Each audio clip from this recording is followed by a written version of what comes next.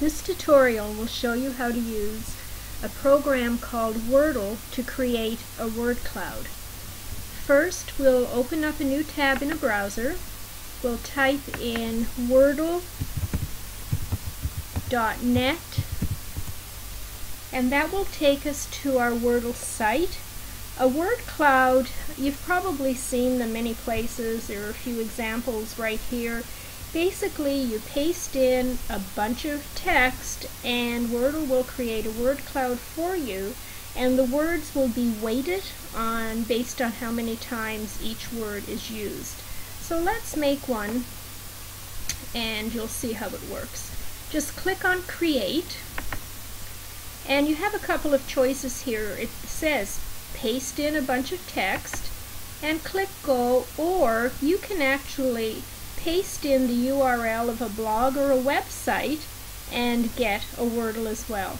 So I've copied some text from a site and I'm going to paste it in here. So I'm just going to go Control V to paste, and there's my text, and before you can read it I'm just going to click Go.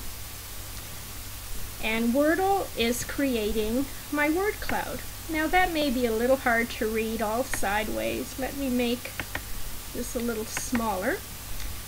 You can click this button, Randomize, and every time you click it, it'll change the layout of your Wordle.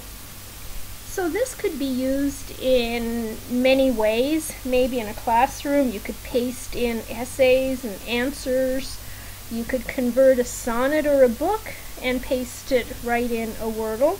You could paste in your own writing and look for patterns of words maybe that you overuse. You can also customize your Wordle right here. You could click Layout, and instead of clicking Randomize all the time, maybe you can come in here and say, I want mostly horizontal words. Back in here, any which way, and they could be all over the place. So you're kind of looking now and guessing maybe what did I paste in here. So let's go back. I'll say mostly horizontal. I can come into color and I can choose a pattern of colors that I like. I can even click color by color. So if I want 3 or 4 specific colors, maybe to match my school, I can also do that. Cat walked across my keyboard. So once you get a Wordle that you're happy with, you probably want to save it so you can use it for your students. And the problem with Wordle, that site, is that you can't save a Wordle or download it from that site. So the trick around that is to use a little tool called the snipping tool in a Windows computer or a Mac. You Mac users will know exactly what to do there.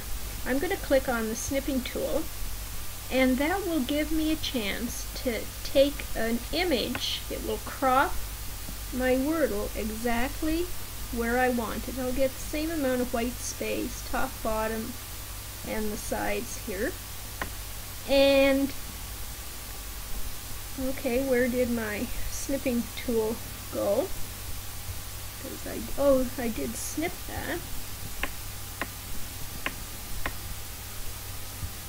Oh, it collapsed back down to the tray. So this says snipping tool, and here's the picture of my Wordle. From the snipping tool menu, I can click Save Snip.